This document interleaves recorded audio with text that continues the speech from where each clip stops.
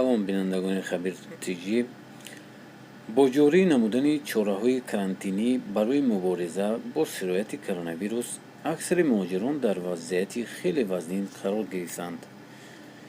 پرزیدنت فدراسیون مهاجرتی روسیه وادیم کوژنوف با میخائیل میشوستین سروزیر فدراسیون روسیه مراجعت کرده درخواست کرده است که پرداخت مبلغ پاتنت مهاجران را در دوره چاره‌های کرانتینی بیکار کنند.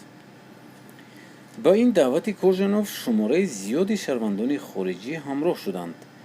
از حکومت روسیه دعوت کردند که در چنین لحظه‌های دشوار آنها را دستگیری همه‌پایه خبر کنند که خدمات مطبوعات فدراسیون مهاجرت روسیه با حال آنها برسند.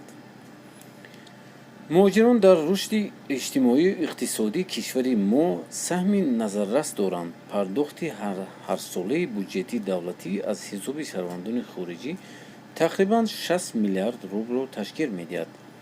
حالا دچار وضعی شدند که تا پایان گفته می‌شود در اطلاعیه. قبلا رینات کریموف رهبر اتفاق کسبی مهاجران مهنتی گفت با سرگی سابیانین میریس مسکو مراجعت کردند تا مهاجران را موقتا از پرداخت پاتنت پولی آزاد کنند.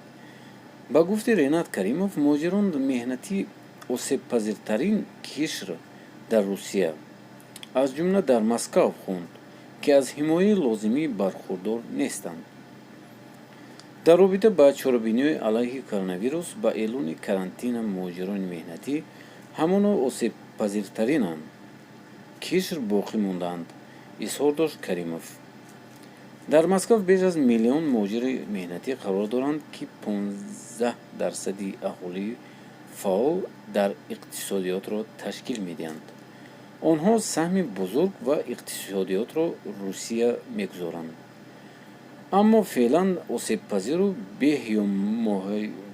بی‌حمایه‌ترینان میباشد کشورند چون بیشترشان بیکار ماندند اظهار داشت کریموف در صحبت با سپوتنیک تاجیکستان.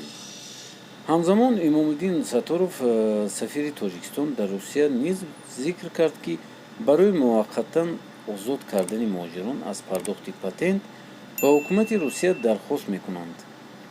مهاجرت کوژنوف در حالی است که ولادیمیر پوتین رئیس جمهوری روسیه به دلیل خروج کرونا ویروس روز گذشته روزهای تعطیلی را در کشور تا 30 اپریل سال روان تمدید کرد. در پی تعلیل و کرانتین شدید مهاجران تاجیک میگویند وضع بود و باششان خیلی مشکل شده است زیرا همه جای استراحت و تا آخر ماه جاری امکان کار و دریافت مبلغ خیلی کم است. در حالت خیلی وضعیتمون خیلی دشوار است. بعضی مهاجران تا حال پول ندارند رجیستراسیون کنند یا پاتنت کنند. شما چی فکر دارید دوستان عزیز؟ حتما نویسید در کامنتاریا.